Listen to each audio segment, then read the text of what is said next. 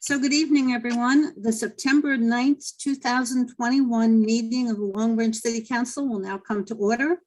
Roll call, please. Mr. Dangler? Here. Mr. Vieira? Here. Mrs. Wittes? Here. Dr. Selly?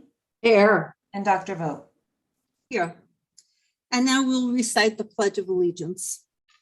I pledge allegiance to the flag of the of the United United States of States of America, America, and to the republic the republic for which it which stands, stands, one nation, one nation, under God, under God, indivisible, indivisible, and liberty with and liberty justice and for justice. all. And I'll now read the mission statement for the City Council. The Long Branch Mayor, City Council, and Administration are committed to cultivating an environment of mutual trust and respect that values the diversity of our community. We will strive to enhance the quality of life for all who live here by making Long Branch a desirable place in which to live and prosper. We will treat all members of the public with respect and expect the same in return. Heather, if you would read the certification. I hereby certify that this meeting has been published in the newspaper and adequate and electronic notice has been provided in accordance with the Open Public Meetings Act and the New Jersey Administrative Code, Title 5, Chapter 39, Section 1.5, Notice of Remote Public Meetings as required by law. Thank you. Reading and approval of previous minutes. I need a motion to approve the minutes of the August 25th, 2021 meeting. So So moved. move. Second. Roll call. Mr. Dangler? Yes. Mr. Vieira? Yes. Mrs. Wittes? Yes. Dr. Selly? Yes. Dr. Vogt? Yes. So we have a special presentation tonight, and this is certainly in keeping with what all of us dealt with 20 years ago and what we're still dealing with now in terms of protecting our liberty and protecting our country. And we have a proclamation that is designating September 11th of each year as Heroes Day in remembrance of what happened on September 11th, 20 years ago. And I'd like to ask Councilwoman Wittes if she would read that proclamation for us. Yes, thank you. City of Long Branch, a resolution designating September 11th of each year as Heroes Day. Adapted from a resolution by the Senate of the State of New Jersey, co-sponsored by District 11 Senator Gopal, representing the City of Long Branch. Whereas on September 11th, 2001, terrorists hijacked 4 civilian aircrafts, crashing 2 of them into the towers of the World Trade Center in New York City, a 3rd into the Pentagon outside Washington, D.C., and a 4th overtaken by civilians who lost their lives preventing the hijackers from crashing the aircraft into an important symbol of democracy and freedom. And whereas these attacks were by far the deadliest terrorist attacks ever launched against the United States, killing thousands of innocent people. And whereas the events of September 11th, 2001 brought to the forefront the courageous deeds performed by members of our armed forces, police officers, firefighters, emergency services personnel, and countless volunteers who heroically rushed to save the lives of others, in spite of the clear danger to their own lives.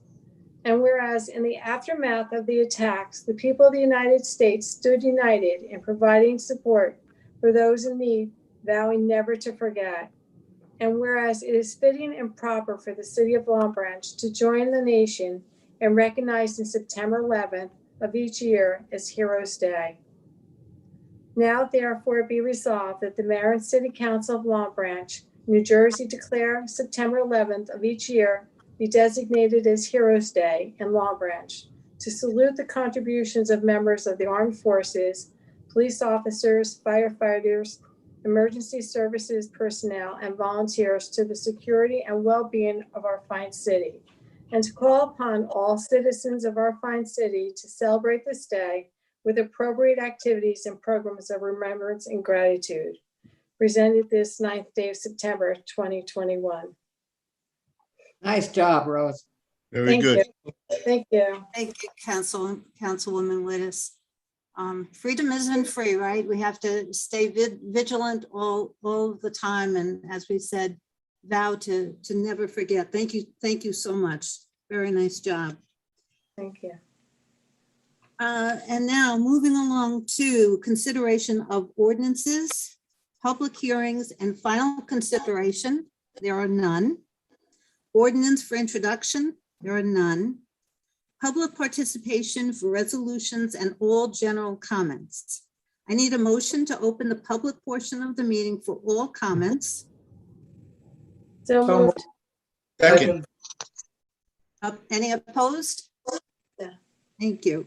If a member of the public has any comment to make, please dial *9 on your phone and a representative will call on you by the last 3 digits of your phone number. When you are called upon, state your name and address clearly for the record. You'll have 5 minutes to talk and may only speak once. All comments should be addressed to the council president. There will be no cross dialogue during the public portion. After everyone from the public wishing to speak has been heard, any member of the council or the administration may address your comments and questions. While public participation is encouraged and valued, the presiding officer reserves the right to terminate remarks to or by any individual not in keeping with the conduct of a proper and efficient meeting.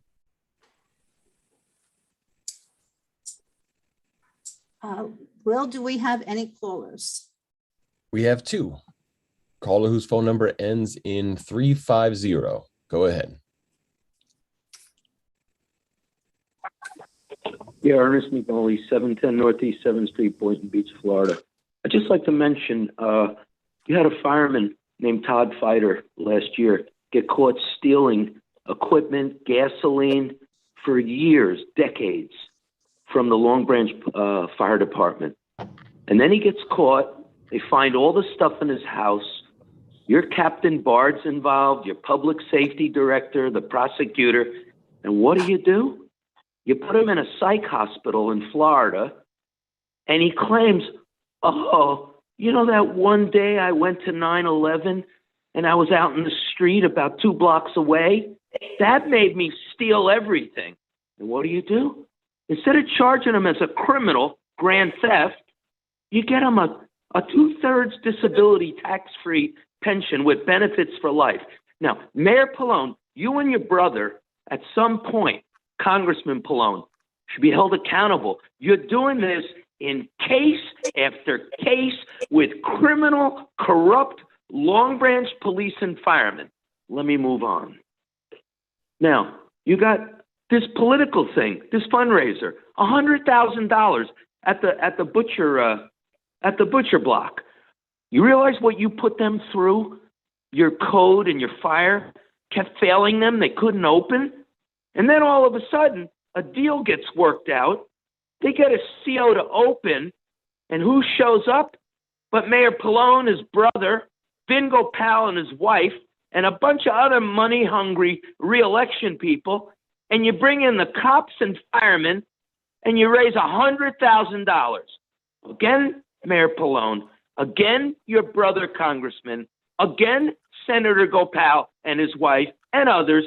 You should all be ashamed of yourselves.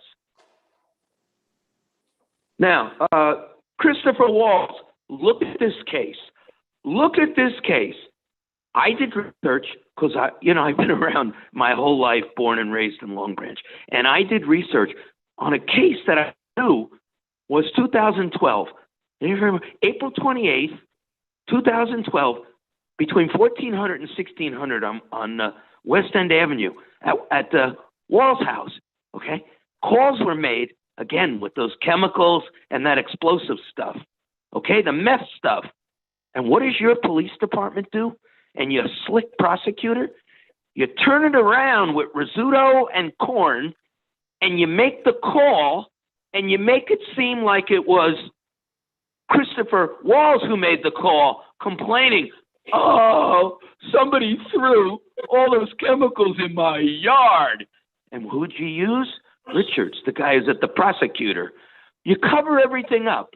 And now I'm trying to get that police report to the prosecutor, Melanie Falco, who covers up for all your cops and firemen, case after case after case, for that murdering Pascucci who murdered a state troopers drunk with firemen and cops in Long Branch. You got him off.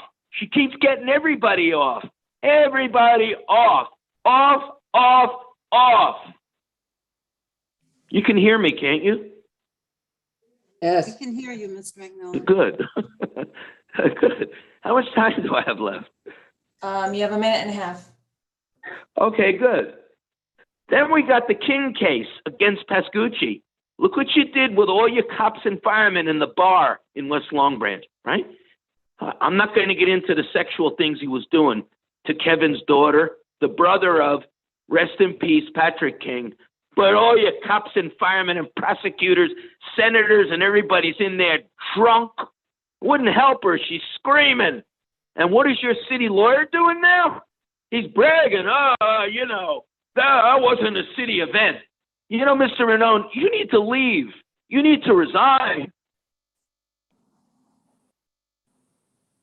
How about the cover-up of the public safety director with all your people of what happened June 19th? You're still covering that up. You got caught, you're covering it up. You won't give us the Oprahs. You're denying everything. You got caught. At the Monmouth Beach Fair. And how about all the sex crimes in the schools? How about Frank Kavanaugh, your friend from the Link News, right? His brother, whatever, right? Sex offense. And the Little League. Until 8 Excuse- p.m. it'll be open. Excuse me. Who is that Councilwoman disturbing? 5 minutes. Could you disturbing mute me. your phone? Councilwoman Sally? It was raining, so no Okay. civilians are here right now, but Councilwoman Sally, it's not raining and it's not. yeah, there we go. I got it. Okay. All right, Okay, good. Mr. Lepore, you. go ahead.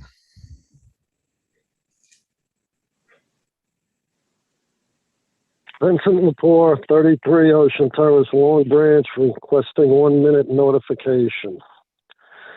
So on August 31st, Team Pallone held a fundraiser, pulling in $100,000. As if Pallone and this council have the nerve to run again with a 3.5-year record of lies and backstabbing on the very same issues of the last campaign. Issue number 1, Team Pallone campaigned on no tax abatements. Team Pallone lied. Team Pallone delivered a 30-year tax abatement to Kushner on Lower Broadway. Team Pallone also delivered a 10-year tax abatement to the Ocean Gate project on Ocean Boulevard. Issue number 2, Team Pallone campaigned on no bigger, higher density luxury buildings on the oceanfront. Team Pallone lied. Team Pallone approved 290 Ocean LLC, a bigger, high-density luxury building on the oceanfront. And the Team Pallone appointed members of the planning board, along with others, approved the bigger, higher density project, again, 290 Ocean LLC, after NJDEP denied the project for size and other reasons not conducive to a coastal environment. Issue number 3, Team Pallone campaigned on taxes and delivered relief. Team Pallone lied. This city's tax base is now more destabilized than ever, with Team Pallone tax abatements, further aggravating the situation. Issue number 4, Team Pallone campaigned on cleaning up corruption. Team Pallone lied. At the very beginning of the Pallone administration, Team Pallone refused to allow Solomon Dweck to testify before this city council as to the corruption in this city's government. It has been evidenced in the past 3.5 years, the corruption has gotten worse to the point of racketeering. The issues go on and on. The new campaign slogan for Team Pallone should be, quote, Team Pallone, delivering 4 more years of lies and backstabbing to the people of Long Branch, end quote. We learn at the fundraising event were the following. Former U.S. EPA Administrator and NJDEP Commissioner Lisa Jackson. What a joke. This epitomizes the hypocrisy of the Pallone administration. The very same NJDEP, which denied Team Palone's Mega 290 Ocean LLC project as being unenvironmental, now has the former commissioner endorsing Team Palone. It's completely disgusting, but that's the type of person that supports Team Palone, a hypocrite. Also attending was Craig Coughlin, Speaker of the NJ Assembly, also known as City Attorney Raynone's partner in the law firm of Raynone, Coughlin, Mincello. No doubt that law firm is making a lot of money off of Long Branch, so much money that they don't want to lose it. Christina Zook, Senator Gopal's wife, was also at the event.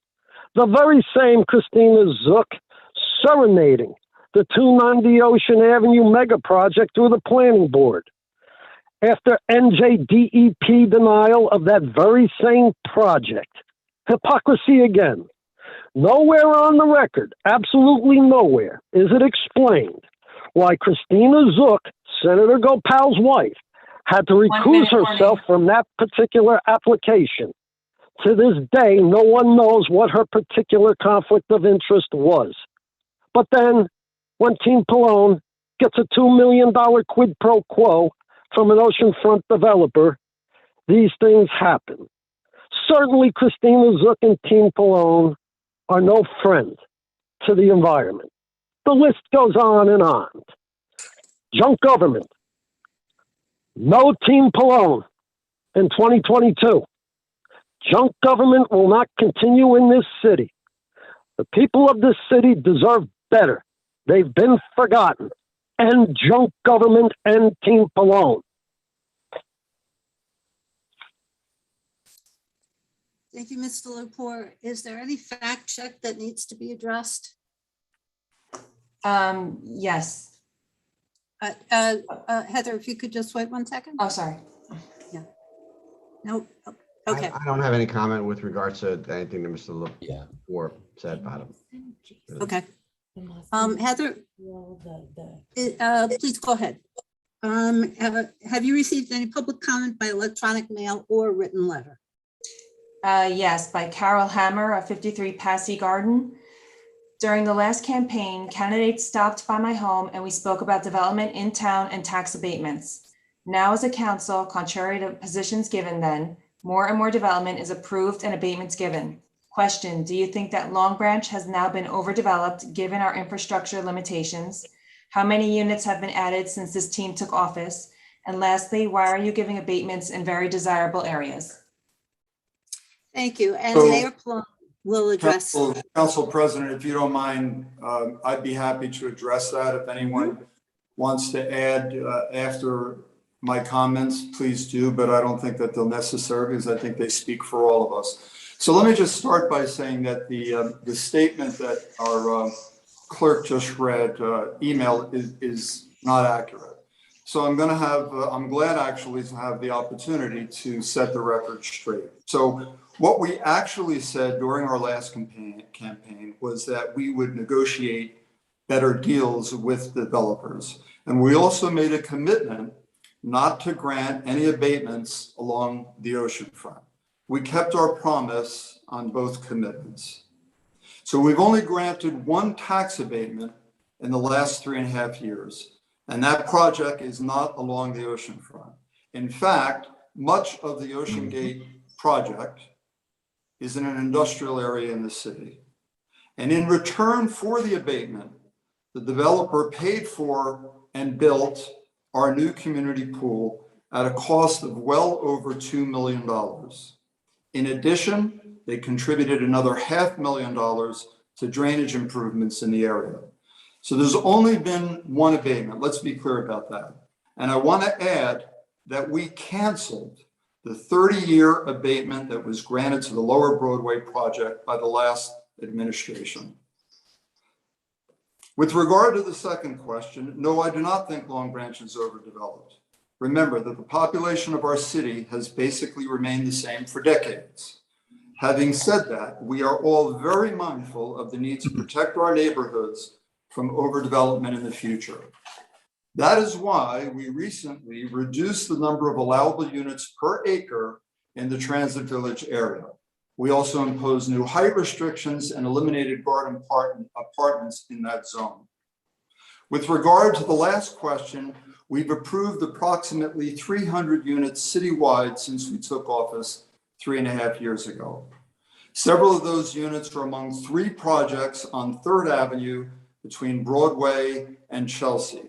We believe these projects will revitalize this diverse mixed-use neighborhood with a strong residential component. Now, the largest approved project is The Bluffs at 290 Ocean Avenue. We did amend the redevelopment agreement to allow for 109 units, but the height and footprint of the original approved project remains basically the same. Now, in return for the additional units, and again, this was not a tax abatement, but in return for the additional units, the city was given a redevelopment impact payment of $2 million, which has been appropriated for the renovation and expansion of our senior center. And we are in the process of doing that right now. I do want being asked of number of units. We did add, the city did approve a small hotel, which is next to the Wave Resort at Ocean and Morris. Construction has not begun on that project. We don't know when it will. Again, it doesn't relate to, I think, Ms. Hammer's question, but I did want to add that as well. So that's all I have to say. I don't know if any of the council members want to, add to that, but I think the letter speaks for itself, and I think we all agree with that. I think so too. Thank you, Mayor. Well, let me just check one more time. And any more callers? No, you explained it all. Okay, good. I need a motion to close the public participation portion of this meeting. So moved. Second. All in favor? Aye. Aye. I'll now ask City Clerk Heather Capone if there were any changes to the list of resolutions. Yes, Resolution 230-21 was added to the agenda, entitled "A Resolution Awarding a Contract to Down to Earth Incorporated for the Taconic Lake Beautification." Thank you. Applications are, let me see now. So we can now take the list of resolutions as the consent agenda. So moved. I need a motion. Second. Roll call. Mr. Dangler? Yes. Mr. Vieira? Yes. Mrs. Wittes? Yes. Dr. Selly? You're on mute. Is muted, yeah. Dr. Selly, you're on mute.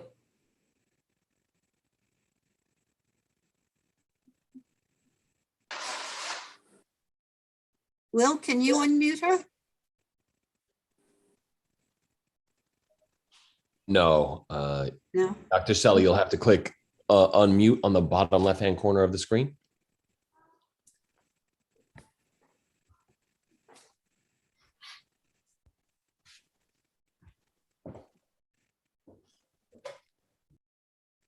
Mary Jane, can you unmute the computer?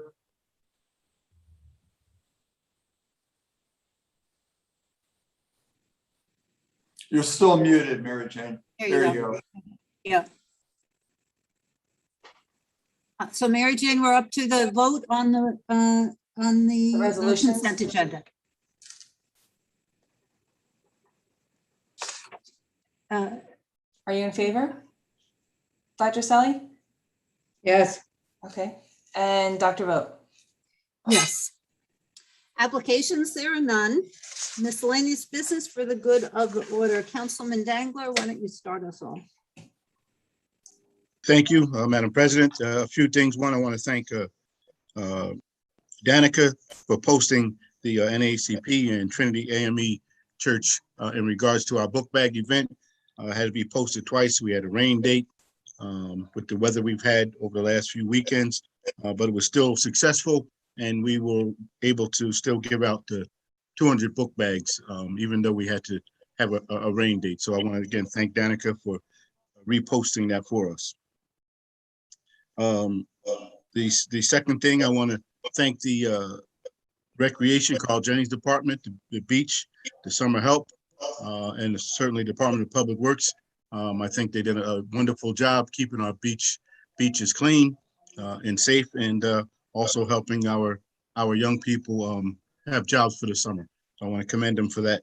And the last thing I have is on September 15th, the Long Branch Housing Authority will be having a ceremony renaming Woodrow Wilson Commons, and it will be the name and the unveiling of the sign will be at 11 o'clock, excuse me, and it will be changed to Congressman John R. Lewis Commons. Thank you very much. Thank you, Councilman Dangler. Councilman Vieira. Thank you, Councilwoman, Council President. I also want to thank everybody for participating with us tonight. And I just want to echo what Councilman Dangler said. We had a great beach season this year. I want to thank all the young ladies and gentlemen that worked on our beach this year for a great job they did. And good night. Thank you, Councilman Vieira. Councilwoman Wittes. I just wanted to, the school started this week for our students, and I want to wish them well and have a successful year, and to our new superintendent as well. This is his first year superintendent. I wish him much success, and hope everyone will stay safe, and they'll be able to continue the whole year without any interruption. And thank you everyone for participating tonight, and have a good week, and we'll see you again in, I guess, 2 weeks. Thank you.